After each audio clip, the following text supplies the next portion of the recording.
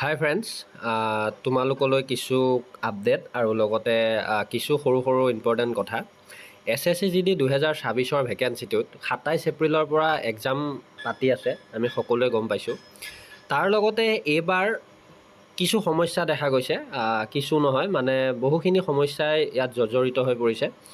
মানে কি এতিয়া এক্সামটো যিসকল কেণ্ডিডেটে দি আহিলা বৰ্তমান বাৰু একো তেওঁলোকৰ সমস্যা নাই, তাৰ মাজতে সেইখিনি কেণ্ডিডেটেও বহুতখিনি প্ৰব্লেম ফেচ কৰি আহিহে মানে এক্সামটো দিছে।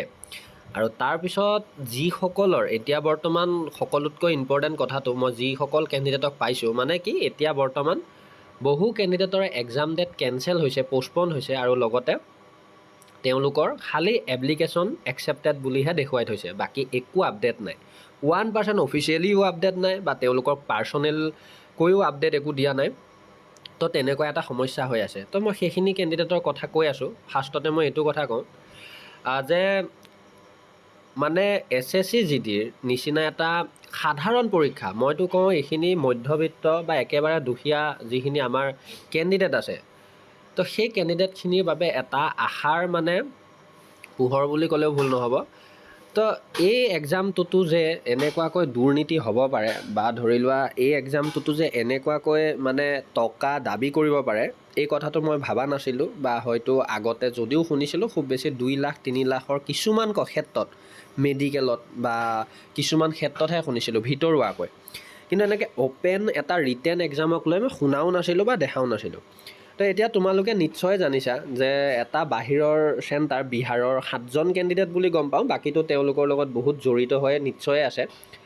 তো তেওঁলোকে ৰাঞ্চি নামৰ যিখন ঠাই, এক্সাম চেণ্টাৰটোৰ নাম হ'ল ফিউচাৰিষ্টিক, আৰু সেই এক্সাম চেণ্টাৰটোতে তেওঁলোকে সেই মানে বেয়া কামটো কৰিছিলে যে আগতীয়াকৈ মানে টকা দি পেলাই তেওঁলোকে প্ৰশ্ন কাকত কিনি ৰাখিছিলে। আৰু তেওঁলোকে মাষ্টাৰ কম্পিউটাৰ ইউজ কৰিছিল বুলি কৈ আছে, মানে যে তেওঁলোকে খালি যাব লাগে, তেওঁলোকৰ ফেচটো স্কেন হ'ব, বাকী তেওঁলোকৰ যিখন কুৱেশ্যন থাকিব অট'মেটিকলি নিজে মানে ছল্ভ হৈ যাব, তেনেকুৱা এটা মানে কথা হৈছিলে। কিন্তু ভাগ্য ভাল ধৰা পৰিলে, আৰু তেওঁলোকৰ মুখৰ পৰা যেতিয়া তথ্যখিনি লৈছে তেওঁলোকে কৈছে যে 13 লাখত মানে ঠিক হৈছিলে টোটেল 7জন কেণ্ডিডেটৰ, আৰু লগতে আগতীয়াকৈ 2 লাখকৈ দিছিলে। তো তেনেকুৱা এটা কথা মানে ইয়াত ওলাই পৰিছে। তো এতিয়া মই এইটোৱে কথা ক'ব বিচাৰোঁ, চোৱা SSCGDটো এনেকুৱা নহয় যে এটা ষ্টেটতেই অনুষ্ঠিত হৈ আছে এক্সামটো। অসম, হাৰিয়ানা, পাঞ্জাৱ, ৰাজস্থান সকলোতেই এই এক্সামটো চলি আছে, কেৰেলা পৰ্যন্ত চলি আছে। তো এতিয়া কথাটো হ'ল এই এক্সামটোৰ লগত বহুত কেণ্ডিডেটৰে জীৱন জড়িত বা বহুত ভাৰতৰ প্ৰতিখন ঘৰ জড়িত বুলি ক'লেও ভুল নহয়, যিখিনিয়ে ইয়াত মানে সপোন দেখিছে। তো এতিয়া তেনেস্থলত SSCৰ যিগৰাকী চেয়াৰমেন, তেওঁ কি কৰি আছে কি নাই মই একো নাজানো, কিন্তু যিটো হৈ আছে একেবাৰে বেয়া হৈ আছে। আৰু এই এডিকিউটি নামৰ যিটো এক্সাম অনুষ্ঠিত কৰা কোম্পানী, মই ক'লোঁ নহয় একদম থাৰ্ড ক্লাছ কোম্পানী বুলি কৈছোঁ। থাৰ্ড ক্লাছৰ পিছতো যদি কিবা বেয়া আছে মই সেইটোৱে ক'ম, কাৰণ এক্সাম পেটাৰ্ণৰ পৰা ধৰি কুৱেশ্যনৰ পৰা ধৰি বা যিটো তেওঁলোকৰ ছিষ্টেম অতি মাত্ৰা ভুল। কাৰণ কিয়, কেণ্ডিডেট এজনে এক্সাম চেণ্টাৰত গৈ মানে এক্সাম চেণ্টাৰৰ গেটত উপস্থিত হৈ পেলাই এণ্ট্ৰি লোৱাৰ টাইমত গম পাইছে যে তেওঁলোকৰ 5-6 কিলোমিটাৰ বা 10 কিলোমিটাৰ 20 কিলোমিটাৰ দূৰত তেওঁলোকৰ এক্সাম চেণ্টাৰটো দিছে, আৰু তেনেস্থলত সেই কেণ্ডিডেটজনে এক্সামটো এটেম্প কৰিব পৰা নাই। আৰু লগতে এতিয়া এক্সামটো চলিয়ে আছে, কিন্তু চলি থকাৰ মাজতে একেখন ষ্টেটতে বা একেখন চিটিতে 3-4টা এক্সাম চেণ্টাৰত এক্সাম চলিয়ে আছে, কিন্তু তাৰে মাজত এটা বা দুটা এক্সাম চেণ্টাৰত পাৰ্মানেণ্টলি কেঞ্চেল কৰি দিছে। তো এইটো কেনেকুৱা কথা? আৰু সেই কেণ্ডিডেটখিনিক কোনো আপডেট দিয়া নাই, কোনো ফ্ৰেছ ডেট দিয়া নাই, বা ধৰি লোৱা আগন্তুক যে এইটো ডেটত পাতিব সেই আপডেটটো মানে দিয়া নাই। তো এনেকুৱা সমস্যা। তাৰ বাদেও বিভিন্ন সৰু সৰু তথ্য পাই আছোঁ, মানে কি কেণ্ডিডেটে এক্সাম দিবলৈ গৈছে, হয়তো কম্পিউটাৰ বেয়া, নহয়তো তোমালোকৰ কম্পিউটাৰ ভাল কিন্তু একদমেই ছাৰ্ভাৰ শ্ল', নহয়তো এটা এনচাৰ ক্লিক কৰোঁতে হয়তো 3-4 বাৰকৈ ক্লিক কৰিছে, তাৰপিছতো ক্লিক হোৱা নাই, ছেভ হোৱা নাই। পিছত দেখিছে যে য'ত তেওঁলোকে 70টা কৰিছে তাতে দেখুৱাই আছে 40টা 50টা, এনেকুৱাও কিছুমান তথ্য পাইছোঁ। আৰু তাৰ বাদেও কি হৈছে, মানে মই এই কথাটো বাৰু সম্পূৰ্ণৰূপে মই নিজে ভালকৈ নাজানো, কিন্তু যদি কোনোবাই জানে কমেণ্টত জনাবা যে আমাৰ এই গ্ৰুপৰ, মই নামটো নলওঁ বাৰু, এজনী ফিমেল ছোৱালী, তাই মানে কি হৈছিলে এক্সামটো দিবলৈ গৈছিল। দিবলৈ যাওঁতে মই শুনাৰ মতে প্ৰথম দিনাৰ পৰা শুনি আছোঁ, মই নিজেও নাজানো বাৰু কথাটো, শুনি আছোঁ যে এইবাৰ কম্পিউটাৰতে এটা কেমেৰা লগাই দিছে আৰু সেই কেমেৰাটো দি ফেচটো মানে দেখি থাকে, মানে স্কেনিং হৈ থাকে লাইভ ফটো। তাৰপিছত এক্সামটো যেতিয়া চলে, মানে কুৱেশ্যন আহি যায়, তেতিয়া সেই লাইভ ফটোখন নাইকিয়া হৈ যায়, আকৌ পিছত দেখুৱাই, হয়তো নেদেখুৱাই, মানে প্ৰথমতে দেখুৱাই লয় কিন্তু।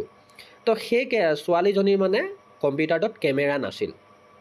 এতিয়া এইটো যদি কিবা ভৱিষ্যতত প্ৰব্লেম হ'ব লগা আছে, মই সেইটো বাৰু নাজানো 100%। হয়তো আজিকালি এনেকুৱাও কম্পিউটাৰ আছে যে য'ত কেমেৰা থাকে, ওপৰৰ বাৰত কেমেৰা থাকে, ফিটিং হৈ থাকে। তো তেনেকুৱা যদি আছে, মই সেইটো নাজানো বাৰু। কিন্তু তেওঁলোকক তাই কমপ্লেইনটো কৈছিলে যেতিয়া এক্সাম দিছিলে, তেতিয়া তেওঁলোকে কৈছে যে এইটো চিন্তা কৰিব নালাগে, ঠিকে আছে, আমি কি কৰিছোঁ। তো এইটো যদি কৈছে ইমান চিন্তা কৰিব নালাগে।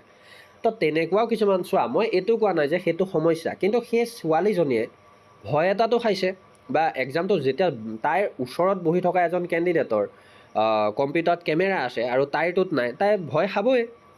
তো তেনেকুৱা এটা কথা।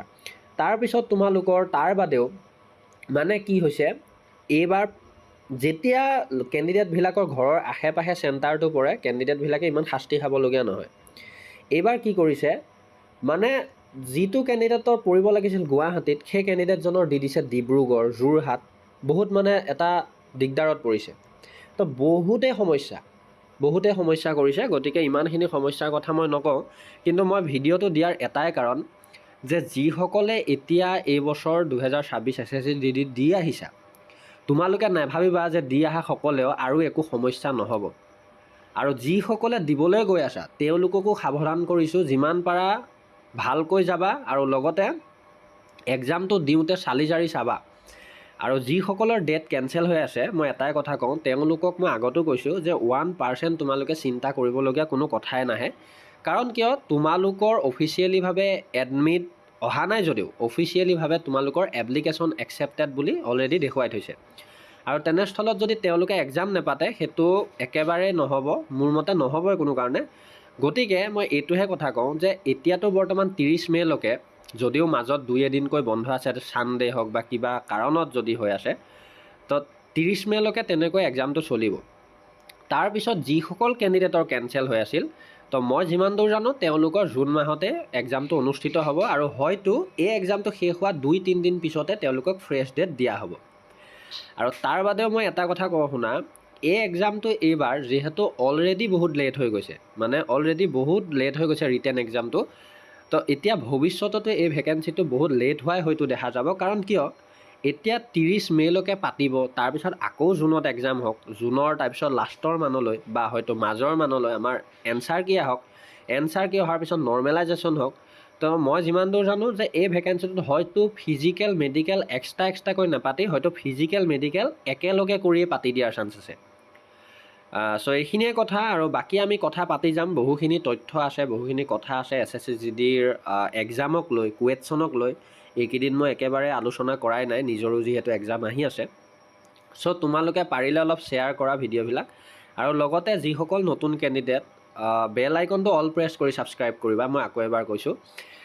চ' জড়িত থাকিবা জব এণ্ড ডিফেন্সৰ লগত, আৰু বাকী আমি সকলো কথা পাতি যাম। এই ভেকেঞ্চিটো এতিয়া কি হ'বলৈ গৈ আছে, কি নাই, ময়ো ভালকৈ নাজানো, কিন্তু এটাই দেখিছোঁ যে এই ভেকেঞ্চিটোৰ লক্ষণ ভাল নহয়। গতিকে সকলো ৰেডি থাকিবা, এক্সাম দি অহাও ৰেডি থাকিবা, এক্সাম দিবলৈ যোৱা সকলো ৰেডি থাকিবা। চ' ধন্যবাদ, জয় আই অসম।